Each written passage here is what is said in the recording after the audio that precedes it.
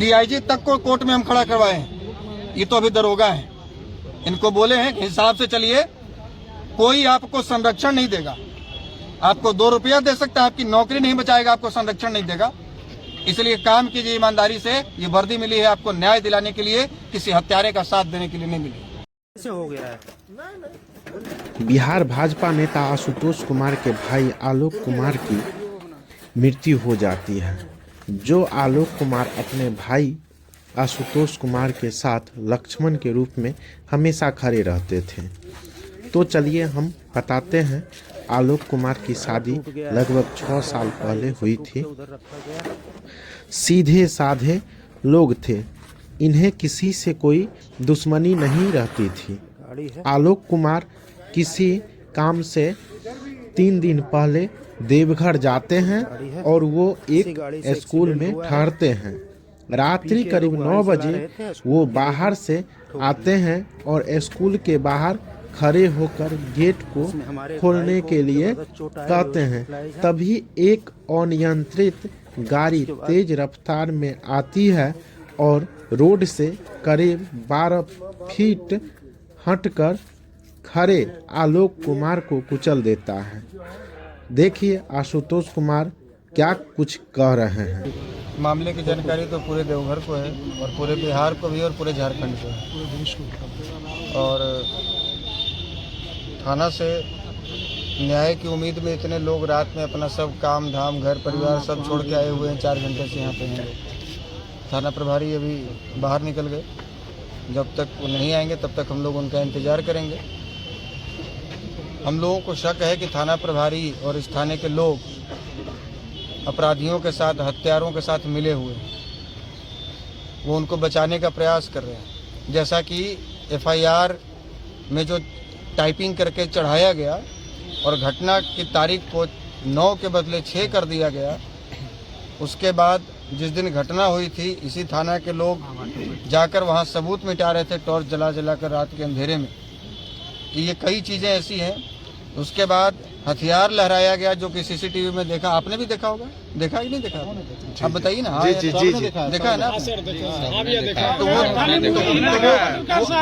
तो जब आर्म्स लहराया गया है तो आर्म्स एक्ट लगना चाहिए ना।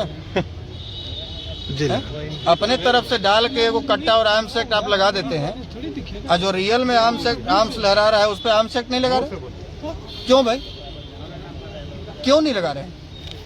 उससे डर है, उससे मिले हुए हैं, उससे पैसा खाए हुए हैं। आपका ट्रांसफर पोस्टिंग करवा सकता है, किस बात का डर है? हम लोग ये पूछने आए हैं थाना प्रभारी से कि क्या आपके बस का नहीं है उसको गिरफ्तार करना? क्या वो बहुत बड़ा गुंडा है? क्या वो बहुत बड़ा माफिया है? या वो किसी नेता, कोई मंत्री का संरक्षण पा रहा है?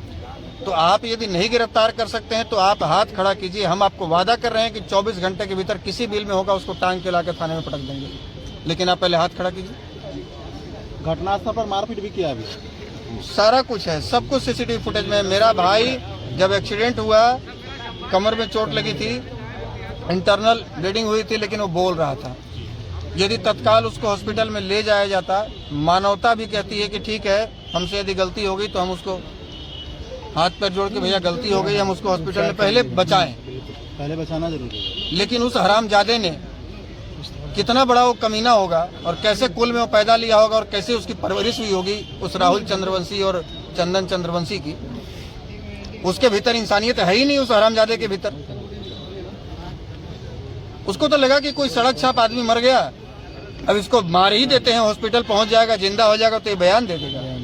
और 1 घंटे तक वो हॉस्पिटल नहीं जाने दिया। लेकिन उसको पता नहीं है कि वो किसका भाई था। अलग के भीतर हाथ डाल के उसका जीव खींच लेंगे, उसको आज यहाँ से कह के जा रहे हैं। आज आप लोग का क्या मांग है? और वो किसी भी बाप के पास जाके पैर पकड़ ले, वो बचने वाला नहीं है। आज का क्या उसको मांग टंगवाएंगे और निश्चित रूप से टंगवाएंगे, और उसमें जो भी अधिकारी शामिल होगा, जो मंत्री शामिल होगा, जो नेता शामिल होगा, जो भी शामिल होगा, किसी को नहीं बख्शा जाएगा। हम इसी के लिए जिंदा रहेंगे, अब केवल इसके लिए, केवल इसको सजा दिलवाने के लिए जिंदा रहेंगे, और जीने का मेरे पास दूसरा कोई कारण नहीं। हम लोग सब साथ हैं। क्या मांग है आज का अभी का भी मांग है थाना प्रभारी जो गलती की है जल्दी सुधार करें, 6 का 9 नहीं तो सुधार करने का दूसरा तरीका अपनाएंगे। हाँ। ये कोर्ट में हाजिरी लगाते लगाते परेशान हो जाएंगे, वर्दी नहीं पहन पाएंगे, इनको बता रहे हैं। इसके बाद हम लोग शांति से पेश नहीं आएंगे। FIR में नरमी जो बरता गया उसको ये वर्दी पहन के आराम से थाना में नहीं बैठेंगे, इनको कोर्ट का चक्कर लगाते लगाते हालत खराब हो जाएगा, पसीना छूट जाएगा। हम लोग को सब प्रोटोकॉल पता है।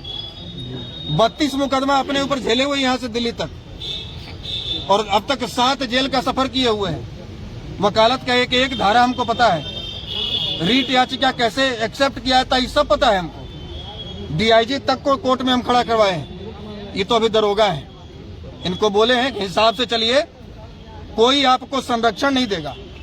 आपको 2 रुपया दे सकता है, आपकी नौकरी नहीं बचाएगा, आपको संरक्षण नहीं देगा। इसलिए काम कीजिए ईमानदारी से। ये वर्दी मिली है आपको न्याय दिलाने के लिए, किसी हत्यारे का साथ देने के लिए नहीं मिली।